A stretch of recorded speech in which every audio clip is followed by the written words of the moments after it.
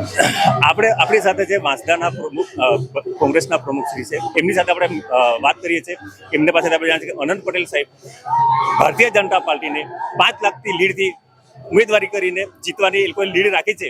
તો વલસાડ લોકસભામાં ઉમેદવાર તરીકે અનંત પટેલ છે અને નવા નિહાળ્યા તરીકે આપણે જોઈએ તો ધવલ પટેલ છે. તો તેમને આપણે જાણીએ કે તેઓ ભારતીય જનતા પાર્ટી 5 લાખથી લીડથી મત જીતવા માંગે છે. તો આપણા પ્રમુખશ્રીને આપણે પૂછીએ તેઓ શું કહી રહ્યા છે. અનંતભાઈ અમારા ઉમેદવાર છે, યુવાનોના ઉમેદવાર છે, ગરીબોના ઉમેદવાર છે, આદિવાસી સમાજના ઉમેદવાર છે. કેટલા બધાની ઉમ્મીદ છે. અનંતભાઈ અમારા સૌના અવાજ છે. અનંતભાઈ લોકોના દિલમાં વસેલો છે અને હર હંમેશા જ્યાં સમસ્યા હોય ત્યાં અનંતભાઈ હોય છે અને અનંતભાઈ જેવું કોઈ બીજું નથી. અનંત પટેલ લોકોના દિલમાં વસેલો છે. એટલા માટે આજે ખૂબ જ મોટી સંખ્યામાં આખા વિસ્તારથી દૂર દૂરથી લોકો સ્વયંભૂ અનંતભાઈનું ઉમેદવારી ફોર્મ ભરવા જોડાયા છે અને લોકોનું કહેવું છે કે આ ઉમેદવારી ફોર્મ અનંત પટેલનું નથી, અમારા સૌનું છે. હવે ભારતીય જનતા પાર્ટીએ જે 5 લાખની લીડથી જીતવાની લોકોએ ટાર્ગેટ રાખ્યો છે, એવી રીતે આપણે કોંગ્રેસ માટે આપણે અનંત પટેલ માટે તમે કોઈ લીડ નક્કી રાખી છે ખરી? અનંત પટેલ ખૂબ સારી લીડથી જીતશે. અનંતભાઈ એ લોકોના જે કામ કર્યા છે, લોકોના પ્રશ્નો ઉચકેલા છે અને જળ જંગલ જમીનની વાત હોય, વિનાશકારી પ્રોજેક્ટની વાત હોય, ડેમની વાત હોય, એનાથી લોકો એક તરફી માહોલ છે અને અનંતભાઈનો વિજય આ વખતે નિશ્ચિત જ છે. નિશ્ચિત છે.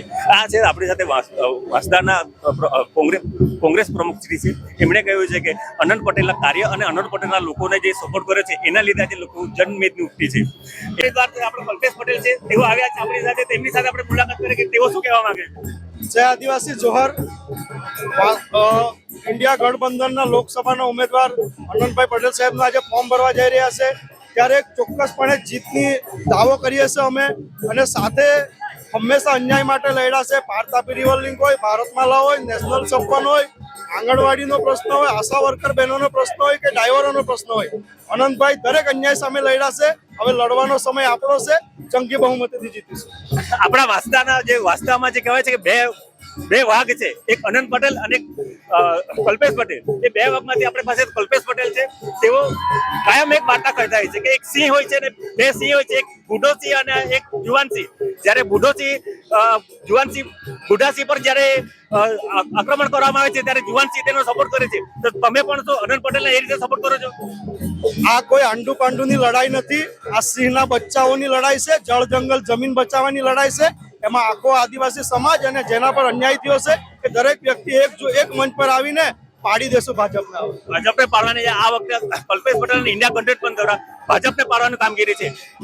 કેસી પટેલ સાહેબે આપણા વલસાડ વિધાનસભામાં કોઈ કામ કર્યા છે ખરા? જે માણસની માનસિકતા જેવી હોય એ જાહેર મંચ પરથી એવું બોલતો હોય કે આપણા જે આદિમ જૂથના લોકો છે એ માંસ ખાતા હતા, તો એની માનસિકતા કેવી હોય? કામ તો દૂરની વાત છે, પોતાના બોલવાના ઠેકાણા નથી, તો એ માણસ પર શું ભરોસો કરવાનો? મતલબ કલ્પેશ પટેલ એવું કહ્યું છે કે જે આપણા પોતાના સમાજને જો તમે ગમે તે શબ્દ રીતે બોલતા હોય, ગમે તે રીતે વાત કરતા હોય, તો પછી તમે તે સમાજને કઈ રીતે તમે સપોર્ટ કરવાના છે. એ ખાતર આજે કલ્પેશ પટેલ પણ અનંત પટેલના સપોર્ટમાં આવ્યા છે અને તે હર હંમેશ કલ્પેશ પટેલ અનંત પટેલ સાથે ઉભા રહેલા હોય છે.